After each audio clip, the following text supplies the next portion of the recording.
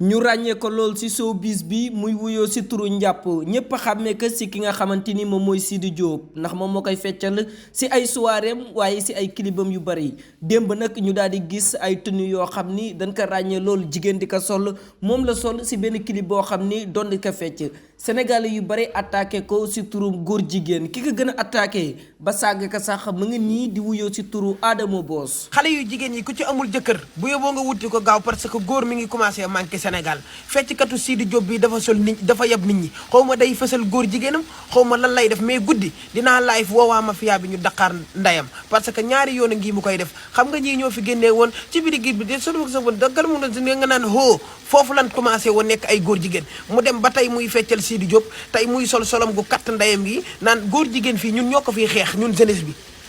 konturuma nekkul ne li mu nekk fecckatu Sidy Diop bépp góor jigéen buy solo nu nii ak di def yëfu góor jigéen dañuy doxaan sa ndey kuy défendre góor jigéen dañuy teppi data ndeyam góor jigéen yi dañuy xar seen lëfal ndey combat bu mag bi man maa ko engagé gars yi topp sama ginnaaw lu leer laa leen di wax guddi dinaa live njàpp mi dinaa téegal ndeyam parce que lii du yëfu góor lii mooy lan